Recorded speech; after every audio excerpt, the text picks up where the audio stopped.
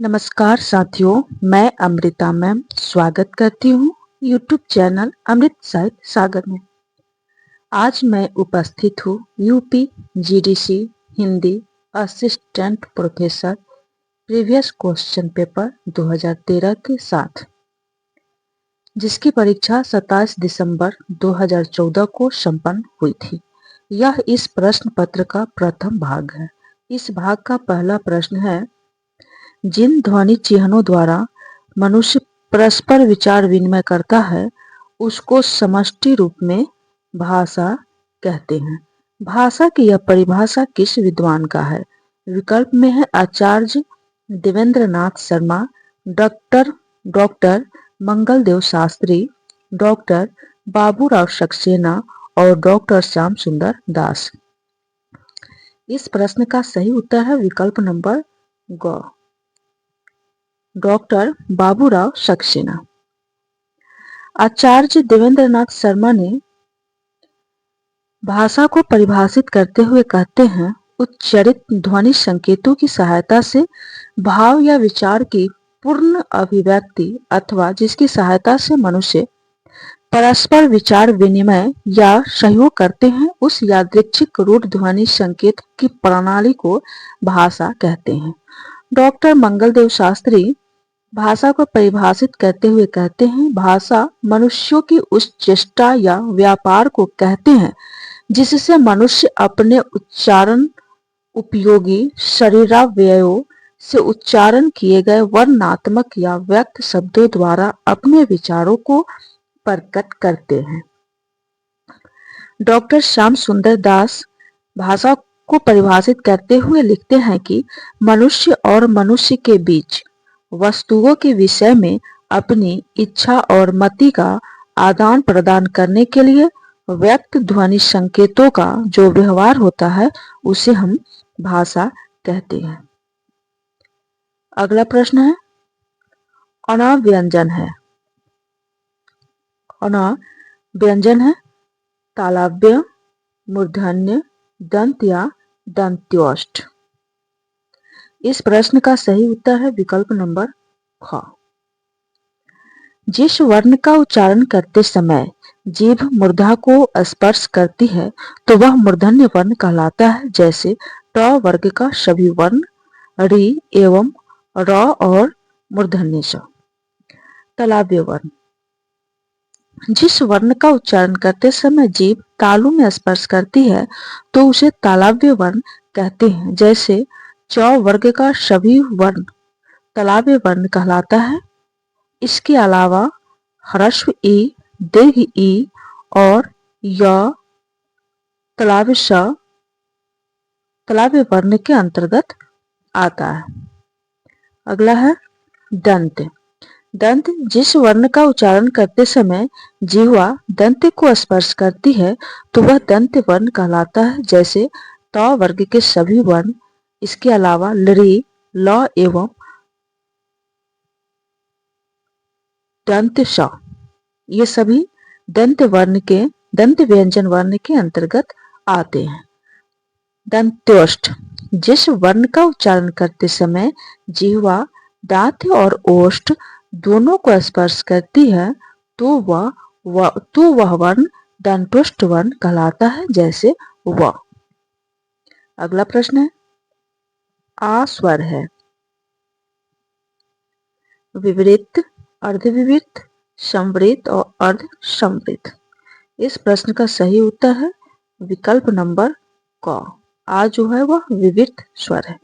तालु की स्थिति के आधार पर स्वर वर्ण के चार भेद होते हैं, विवृत स्वर, अर्धविवृत स्वर, संवृत स्वर और अर्ध संवृत स्वर।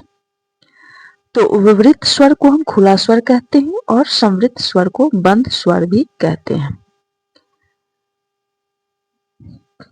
विवृत स्वर की संख्या एक होती है, सिर्फ आ। अर्धविवृत स्वर की संख्या 3 होती है, ए, अ और औ। संवृत स्वर, इसकी संख्या 5 होती है, ह्रस्व ई, दीर्घ ई, ह्रस्व उ, दीर्घ उ और री। अर्ध संवृत स्वर की संख्या होती है 2, ए और ओ। बढ़ते हैं अगले प्रश्न की तरफ। अगला प्रश्न है, अक्षर अथवा अक्षरों से निर्मित सार्थक एवं स्वतंत्र ध्वनि अथवा ध्वनि समूह को कहते हैं वर्णमाला, लिपि, शब्द और वाक्य। तो इस प्रश्न का सही उत्तर है विकल्प नंबर ग, शब्द। वर्णमाला वर्णों के क्रमबद्ध समूह को वर्णमाला कहते हैं। वाक्य सार्थक शब्द समूह को वाक्य कहते हैं और लिपि वर्णों की बनावट को हम लिपि कहते हैं। अगला प्रश्न है, जिस वाक्य से किसी के होने का बोध हो उसे हम क्या कहते हैं? विकल्प में है विधिवाचक, निषेधात्मक वाचक, आज्ञावाचक या इच्छावाचक वाक्य। तो वाक्य जो है सार्थक शब्द समूह को हम वाक्य कहते हैं और अर्थ की दृष्टि से वाक्य के 8 भेद होते हैं। विधिवाचक, निषेधवाचक, आज्ञावाचक, प्रश्नवाचक, विस्मयवाचक, संदेहवाचक, इच्छावाचक और संकेतवाचक वाक्य। तो विधिवाचक हम किसे कहते हैं? जिससे किसी बात के होने का बोध होता है उसे हम विधिवाचक वाक्य कहते हैं। जैसे हम खा चुके, मैंने खाना खाया और मेरी भूख मिट गई। तो इस प्रश्न का सही उत्तर है विधिवाचक यानी कि विकल्प नंबर क। निषेधवाचक वाक्य जिससे किसी बात के न होने का बोध होता है तो उसे हम निषेधवाचक वाक्य कहते हैं। जैसे हमने खाना नहीं खाया। आज्ञावाचक वाक्य जिससे किसी तरह की आज्ञा का बोध हो उसे हम आज्ञावाचक वाक्य कहते हैं। जैसे तुम खाओ, तुम पढ़ो। प्रश्नवाचक वाक्य जिससे किसी प्रकार के प्रश्न किए जाने का बोध हो उसे हम प्रश्नवाचक वाक्य कहते हैं। जैसे तुम्हारा नाम क्या है। विस्मयवाचक वाक्य जिससे आश्चर्य, दुख या सुख का बोध हो उसे विस्मयवाचक वाक्य कहते हैं। जैसे ओह, मेरा सिर फटा जा रहा है। संदेहवाचक वाक्य जिससे किसी बात का संदेह प्रकट हो उसे संदेहवाचक वाक्य कहते हैं। जैसे उसने खा लिया होगा। इच्छावाचक वाक्य जिससे किसी प्रकार की इच्छा या शुभकामना का बोध हो उसे हम इच्छावाचक वाक्य कहते हैं। जैसे तुम अपने कार्य में सफल रहो। संकेतवाचक वाक्य जहां एक वाक्य दूसरे की संभावना पर निर्भर हो। जैसे पानी न बरसता तो धान सूख जाता, यदि तुम खाओ तो मैं भी खाऊं। अगला प्रश्न है, राजभाषा आयोग के गठन का वर्ष है। विकल्प में है 1950, 1955, 1956 और 1960। तो इस प्रश्न का सही उत्तर है विकल्प नंबर ख। राजभाषा आयोग का गठन 7 जून 1955 को हुआ था। संविधान के भाग 17 एवं अनुच्छेद 344 राजभाषा आयोग और राजभाषा समिति के गठन से संबंधित है। तत्कालीन राष्ट्रपति डॉक्टर राजेंद्र प्रसाद के समय में राजभाषा आयोग का गठन 7 जून 1955 ईस्वी को हुआ। इस आयोग के अध्यक्ष थे बाल गंगाधर तिलक और इस आयोग की प्रथम बैठक 15 जुलाई 1955 ईस्वी को हुआ था। अगला प्रश्न है, सर्कुलर का हिंदी शब्द है। विकल्प में है कार्यालय आदेश, परिपत्र, आख्या, अनुस्मारक। तो इस प्रश्न का सही उत्तर है परिपत्र। सर्कुलर का हिंदी शब्द परिपत्र होता है। परिपत्र कार्यालयीय पत्र व्यवहार का एक प्रारूप है। जब किसी कार्यालय से कोई पत्र एक साथ अनेक विभागों, कर्मचारियों, राज्यों, मंत्रालयों, अधिकारियों आदि को भेजा जाता है तो उसे परिपत्र कहते हैं। परिपत्र को गस्ती पत्र भी कहा जाता है। इसका एक प्रेषक होता है और पाने वाले अनेक होते हैं। कार्यालय आदेश का अंग्रेजी होगा ऑफिस ऑर्डर, आख्या का रिपोर्ट और अनुस्मारक का होगा रिमाइंडर। अगला प्रश्न है, रिपोर्टाज किस भाषा का शब्द है? विकल्प में अंग्रेजी, पाली प्राकृत, फ्रांसीसी और हिंदी। तो रिपोर्टाज किस भाषा का शब्द है? तो इस प्रश्न का सही उत्तर है विकल्प नंबर ग, फ्रांसीसी। रिपोर्टाज फ्रांसीसी भाषा का शब्द है। फ्रांस में यह शब्द अंग्रेजी के रिपोर्ट शब्द के आधार पर हुआ है। गद्य विधा में रिपोर्टाज का आविर्भाव द्वितीय विश्व युद्ध के आसपास हुआ। रिपोर्टाज का जनक रूसी साहित्यकार इलिया एहरेनबर्ग को माना जाता है और हिंदी में रिपोर्टाज विधा के जनक डॉक्टर शिवदान सिंह चौहान माने जाते हैं और इन्हीं द्वारा रचित यानी डॉक्टर शिवदान सिंह चौहान द्वारा रचित लक्ष्मीपुरा, जिसका प्रकाशन 1938 ईस्वी में हुआ था, को हिंदी का प्रथम रिपोर्टाज माना जाता है। अगला प्रश्न है, क्षेत्र विशेष में बोली जाने वाली भाषा को हम क्या कहते हैं? विकल्प में है राष्ट्रभाषा, राजभाषा, परिनिष्ठित भाषा और बोली। तो इस प्रश्न का सही उत्तर है विकल्प नंबर घ, बोली। क्षेत्र विशेष में व्यवहृत होने वाली सामान्य बोलचाल की भाषा को हम बोली कहते हैं और जब कोई बोली किन्हीं कारणों से विस्तृत भूभाग में साहित्य, शिक्षा आदि में प्रयुक्त होने लगती है तब उसे हम भाषा कहते हैं। और जब किसी भी भाषा का प्रयोग किसी भी राज्य के सरकारी कामकाज में होने लगता है तो उसे राजभाषा कहते हैं। और जब कोई भाषा संपूर्ण राष्ट्र में व्यापकता के साथ प्रयुक्त होने लगती है तो वह भाषा राष्ट्रभाषा कहते हैं। परिनिष्ठित भाषा, मानक भाषा को परिनिष्ठित भाषा कहते हैं। अगला प्रश्न है, बाबूराव विष्णु परारकर किस दैनिक पत्र के संपादक थे? विकल्प में है विश्वामित्र, सन्मार्ग, आज और गांधी। तो बाबूराव विष्णु परारकर आज पत्रिका के संपादक थे। आज का प्रकाशन 1920 ईस्वी में हुआ था। इसके प्रथम संपादक थे श्री प्रकाश। विश्वामित्र के संपादक है श्री कृष्ण चंद्र अग्रवाल। 1916 ईस्वी में इसका प्रकाशन बाबू मूलचंद्र अग्रवाल ने शुरू किया था। सन्मार्ग 14 अगस्त 1946 में इसका प्रकाशन हुआ था और इसके संस्थापक थे संत स्वामी करपात्री जी महाराज। इसके संपादक थे नंदनानंद सरस्वती। गांडीव के प्रधान संपादक हैं राजकुमार वाजपेयी और इसके संस्थापक हैं रचना अरोरा।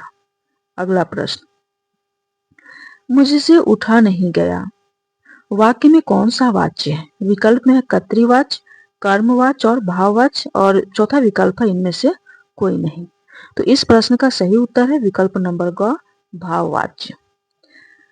वाच्य क्रिया के जिस रूप से यह ज्ञात होता है कि उसके प्रयोग का आधार कर्ता, कर्म या भाव है उसे हम वाच्य कहते हैं।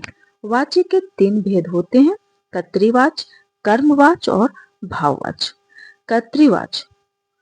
कर्तृवाच्य क्रिया के उस रूपांतरण को कर्तृवाच्य कहते हैं जिससे वाक्य में कर्ता की प्रधानता का बोध हो। जैसे लड़का आम खाता है तो यहाँ लड़का कर्ता प्रधान है और क्रिया इसके अधीन है। दूसरा है कर्मवाच्य, क्रिया के उस रूपांतर को कर्मवाच्य कहते हैं जहाँ वाक्य में कर्म की प्रधानता का बोध होता है। जैसे पुस्तक पढ़ी जाती है, आम खाया जाता है, तो यहाँ क्रियाएं कर्म यानी कि पुस्तक और आम के अनुसार आई है। अगला है भाववाच्य, क्रिया के उस रूपांतर को भाववाच्य कहते हैं जिससे वाक्य में कर्ता और कर्म की प्रधानता न होकर भाव की प्रधानता होती है। जैसे राम से टहला नहीं जाता, धूप में चला नहीं जाता। इसका अधिकतर प्रयोग निषेधात्मक वाक्यों में होता है। अगला प्रश्न है,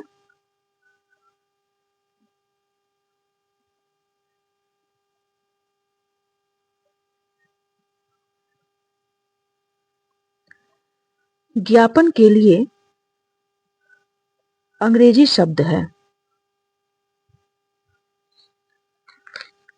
क्या है हमारा प्रश्न कि ज्ञापन के लिए अंग्रेजी शब्द है। विकल्प में है मेमोरियलिस्ट, मेथोडोलॉजी, मेमो, एप्लीकेबल।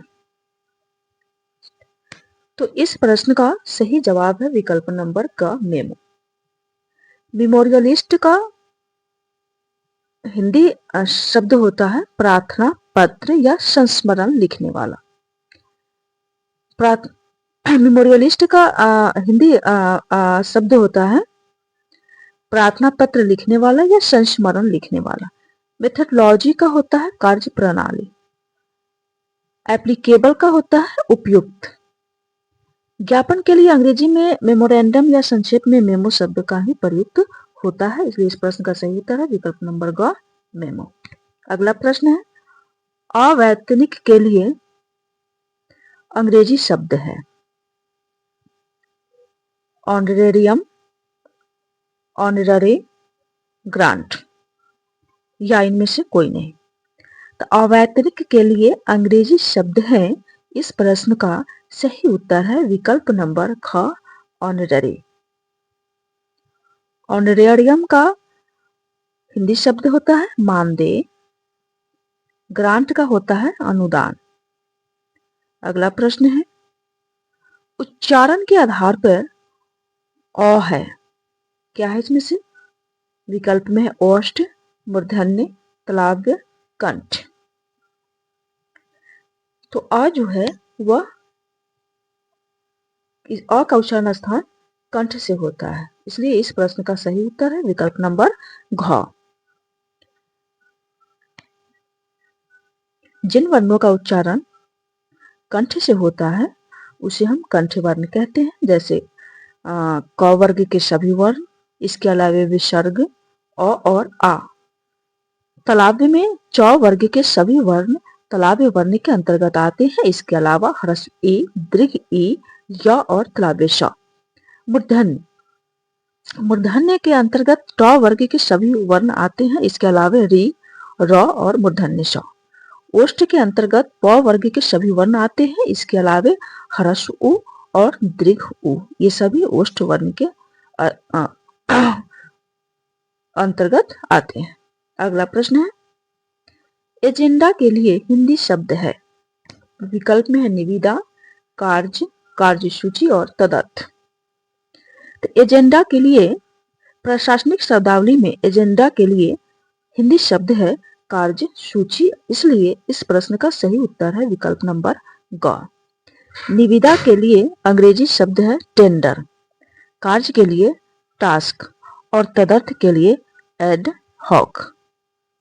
अगला प्रश्न है, राजस्थानी भाषा का उद्भव जिस क्षेत्रीय अपभ्रंश से हुआ है उसका नाम क्या है?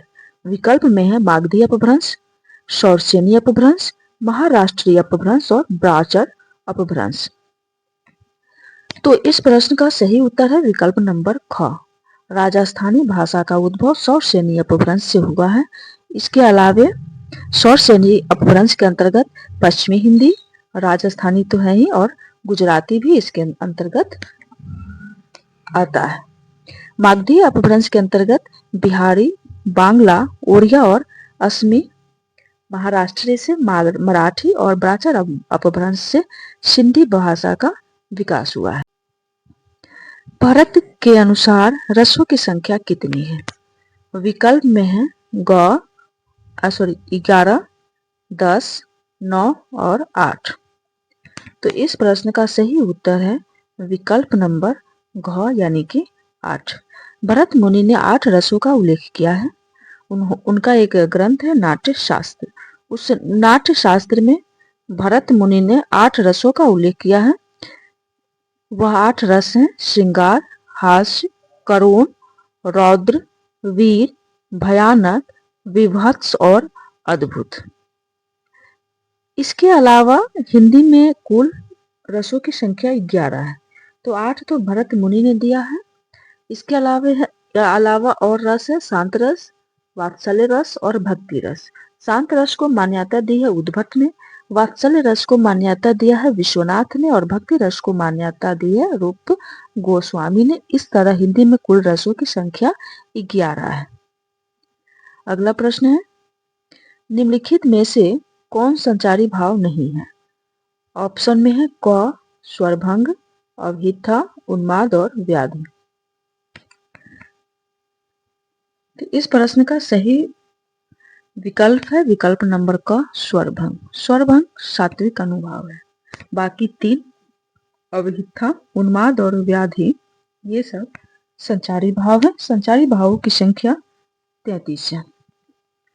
संचारी भाव वैसी भावनाएं जो मानव मन में स्थिर नहीं होता। यह भाव बीच बीच में उठकर समाप्त होता रहता है। यह रस को परिपुष्ट करते हैं। भरत मुनि ने इसे व्यभिचारी भाव भी कहा है। इसकी संख्या 33 होती है।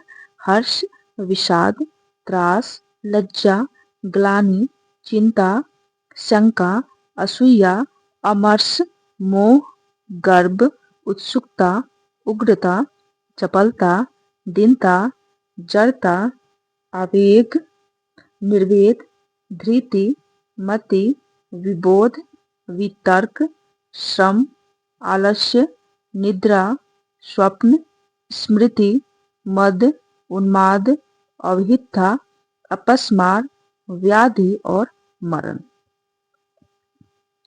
स्वरभंग संचारी भाव नहीं है, बल्कि यह सात्विक अनुभाव है।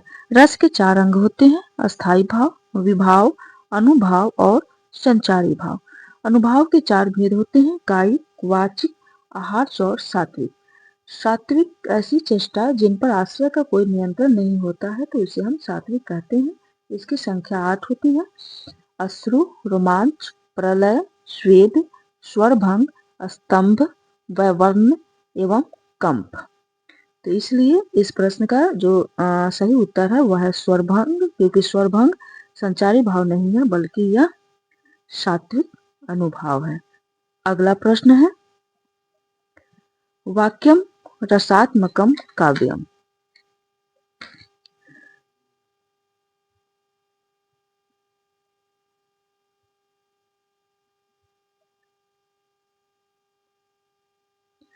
क्या है हमारा अगला प्रश्न? वाक्यम रसात्मकम काव्यम किसका सूत्र है? विकल्प में आनंदवर्धन, मम्मट, जगन्नाथ और विश्वनाथ। इस प्रश्न का सही उत्तर है विकल्प नंबर ग, विश्वनाथ। इन्होंने काव्य को परिभाषित करते हुए लिखा है कि वाक्यम रसात्मकम काव्यम, अर्थात रसात्मक वाक्य ही काव्य कहलाता है। आनंदवर्धन ने काव्य को परिभाषित करते हुए लिखा है, काव्य सात्मा ध्वनि, शब्दार्थ शरीरम तावत काव्यम।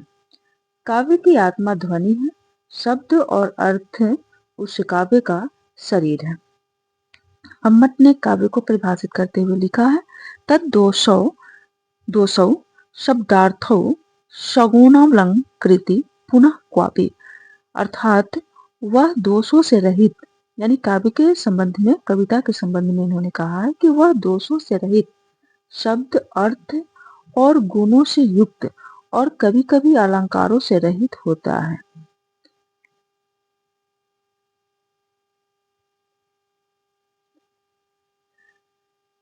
पंडित जगन्नाथ, इन्होंने कहा है कि रमणीयार्थ प्रतिपादक शब्द काव्यम, अर्थात रमणीय अर्थ का प्रतिपादन करने वाला शब्द काव्य कहलाता है। अगला प्रश्न है, काव्य में कल्पना सिद्धांत के प्रतिपादक थे।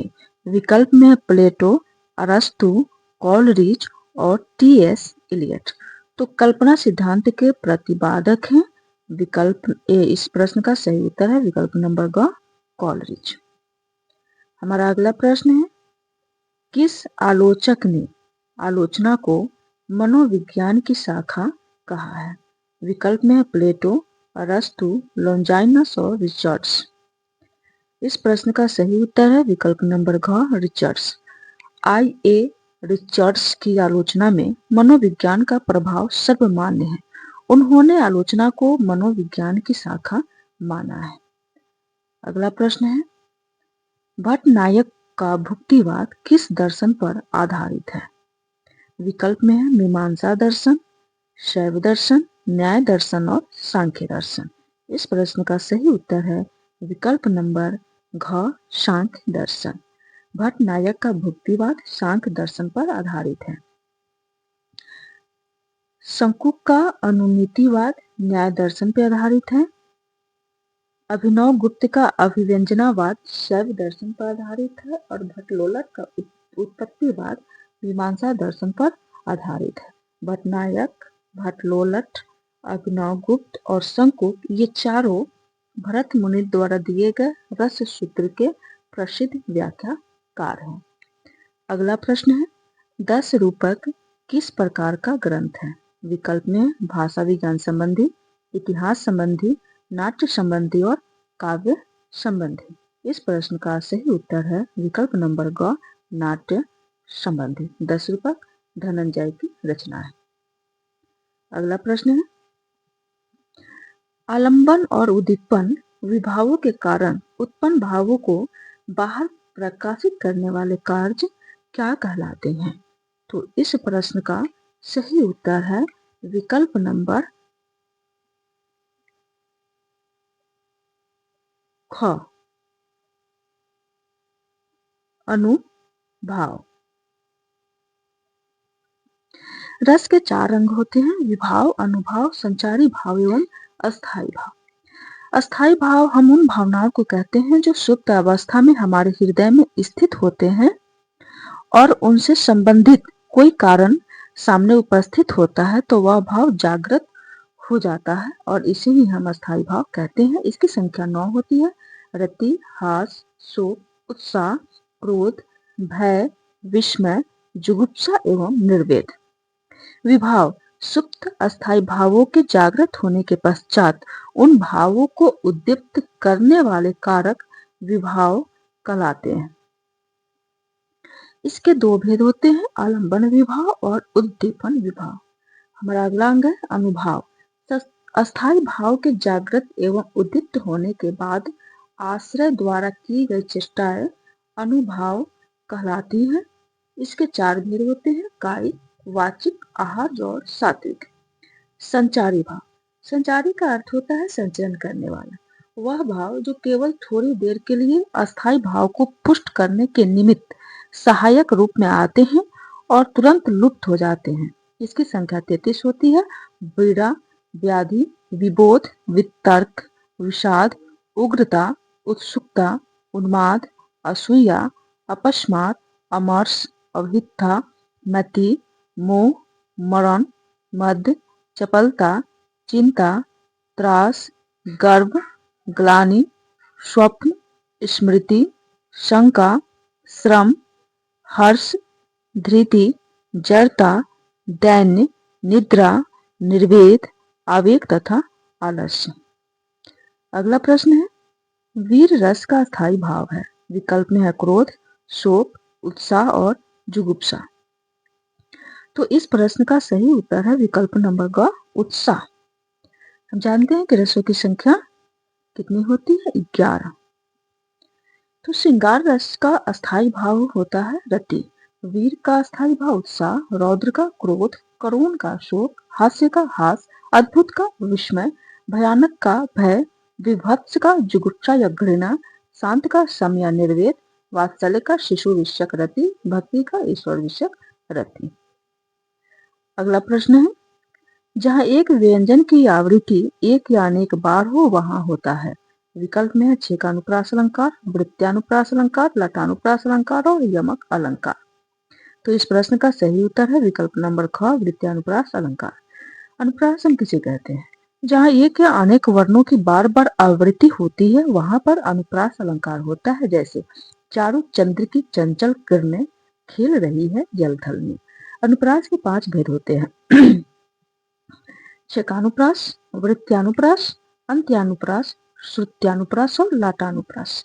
छेकानुप्रास जहाँ 2 भिन्न वर्णों की क्रमबद्ध आवृत्ति हो वहां पर छेकानुप्रास अलंकार होता है। जैसे मोहनी मुहूर्ति, सांवरी सूरति, नैना बने विशाल। वृत्त्यानुप्रास जहाँ किसी वर्ण की आवृत्ति वृत्तियों के अनुसार हो वहां वृत्त्यानुप्रास अलंकार होता है। इस अनुप्रास का नाम वृत्ति के आधार पर ही वृत्त्यानुप्रास पड़ा है। वृत्तियां 3 होती है, कोमलावृत्ति, परुषावृत्ति और उपनागरिकावृत्ति। जहाँ कोमल वर्ण आते हैं वहाँ कोमलावृत्ति, जहाँ कठोर वर्ण आते हैं वहाँ परुषावृत्ति और जहाँ कठोर एवं कोमल दोनों वर्ण आते हैं, दोनों का मिला जुला रूप आता है, वहां पर उपनागरिकावृत्ति होती है। जैसे कंकन किंकिनी नुपुर धुनी, कहत लखन सन राम हृदय गुनी। अगला है अंत्यानुप्रास, जहाँ किसी भी पद या छंद के चरणों के अंत में एक ही वर्ण की बार बार आवृत्ति हो वहां अंत्यानुप्रास अलंकार होता है। जैसे बुन डेले हर बोलो के मुंह, हमने सुनी कहानी थी, खूब लड़ी मर्दानी, वह तो झांसी वाली रानी थी। अगला है श्रुत्यानुप्रास अलंकार, जहाँ एक ही उच्चारण स्थान जैसे कंठ, तालव्य, मूर्धन्य, दंत, ओष्ठ आदि से उच्चरित होने वाले वर्णों की समानता हो, वहां पर श्रुत्यानुप्रास अलंकार होता है। जैसे निशि वासर सात रसातल लव, सरसात घने घन बंधन नाख्यो। अगला है लटानुप्रास अलंकार, जहां पर शब्द और अर्थ एक ही रहते हैं परंतु अन्य पद के साथ अन्वय करते ही तात्पर्य या अभिप्राय भिन्न रूप से प्रकट होता है, वहां पर लटानुप्रास अलंकार होता है। जैसे राम हृदय जाके नहीं, विपत्ति सुमंगल ताहि। राम हृदय जाके नहीं, विपत्ति सुमंगल ताहि। एक विकल्प है इसमें चौथा, यमक अलंकार। यमक अलंकार, जहाँ कोई शब्द एक से अधिक बार आए और प्रत्येक स्थान पर भिन्न भिन्न अर्थ दे, वहां यमक अलंकार होता है। जैसे कनक कनक दे सौगुनी, माँ दक्ता अधिकाई, वा खाए बौराई नर, या पावे बौराई। अगला प्रश्न है, जहाँ उपमेय में उपमान की संभावना की जाए वहां होता है उपमा अलंकार, रूपक अलंकार, उत्प्रेक्षा अलंकार और अतिशयोक्ति अलंकार। तो इस प्रश्न का सही उत्तर है विकल्प नंबर ग, उत्प्रेक्षा अलंकार। उत्प्रेक्षा अलंकार, जहाँ उपमेय में उपमान की संभावना की जाती है वहां पर उत्प्रेक्षा अलंकार होता है।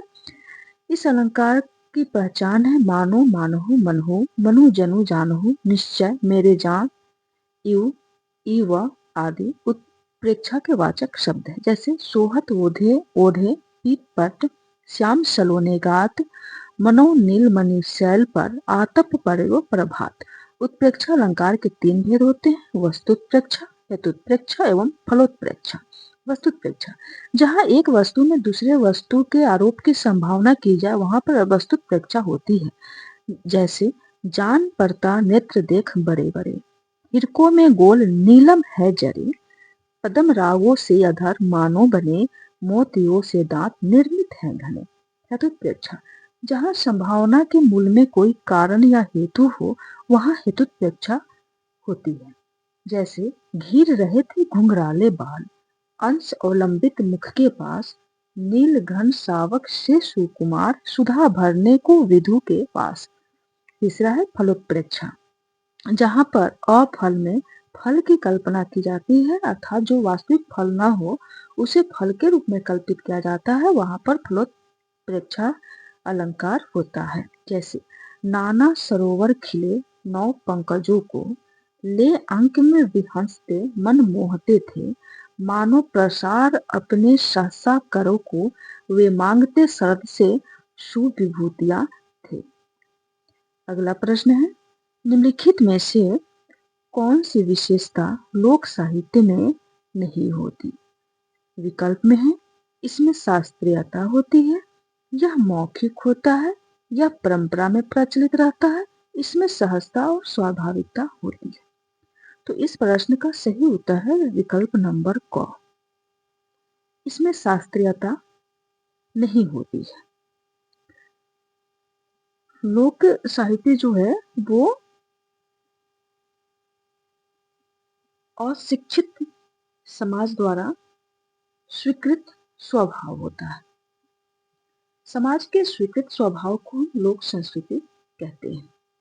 तो ये जो इसकी जो परंपरा होती है वह मौखिक होता है, यह परंपरा में प्रचलित रहता है, इसमें सहजता होती है और स्वाभाविकता होती है क्योंकि ये लोग मौलिक रूप से अपना जीवन यापन करते हैं।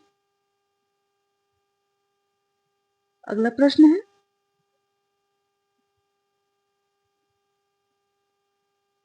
एक म्यान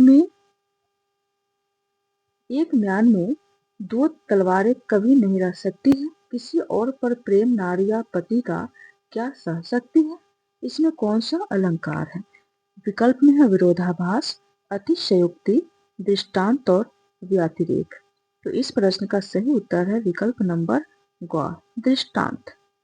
दृष्टांत, जहां पहले कोई बात कहकर उससे मिलती जुलती बात द्वारा दृष्टांत दिया जाए लेकिन समानता किसी शब्द द्वारा प्रकट न हो तो वहां दृष्टांत अलंकार होता है। इस अलंकार की प्रथम एवं द्वितीय पंक्तियों में बिंब प्रतिबिंब का भाव होता है। जैसे एक म्यान में दो तलवारें कभी नहीं रह सकती है, किसी और पर प्रेम नारिया पति का क्या सह सकती है। अगला है विरोधाभास। जहां पर किसी पदार्थ, गुण या क्रिया में विरोध दिखाई पड़े परंतु वास्तव में विरोध न हो तो वहां विरोधाभास अलंकार होता है। जैसे या अनुरागी चिक्की गति समुझै नहीं कोय, ज्यों ज्यों बुरै श्याम रंग त्यों त्यों उज्ज्वल होए। तो वहां पर विरोधाभास अलंकार होता है क्योंकि वास्तव में वहां पर विरोध नहीं होता है लेकिन विरोध प्रतीत होता है। व्यतिरेक। जहां उपमेय को उपमान से श्रेष्ठ बताया जाए और उसका कारण भी दिया जाए वहां व्यतिरेक अलंकार होता है। जैसे जन्म सिंधु पुनि बंधु विप, दीन मलिन सौ कलंक, सिया मुख क्षमता पाव किनी, चंद बापूरो रंग। अगला है अतिशयोक्ति। जहां किसी वस्तु का वर्णन इतना बढ़ा चढ़ा कर किया जाए अथवा सीमा के बाहर की बात की जाए तो वहां अतिशयोक्ति अलंकार होता है। जैसे देख लो साकेत नगरी है यही, स्वर्ग से मिलने गगन में जा रही। अगला प्रश्न है, साहित्य में दलित रचनाकारों का पहला बड़ा और कारगर हस्तक्षेप किस भाषा में हुआ है। विकल्प में है हिंदी, मराठी, गुजराती और राजस्थानी। तो इस प्रश्न का सही उत्तर है विकल्प नंबर ख, मराठी। इस वीडियो में इतना ही। धन्यवाद।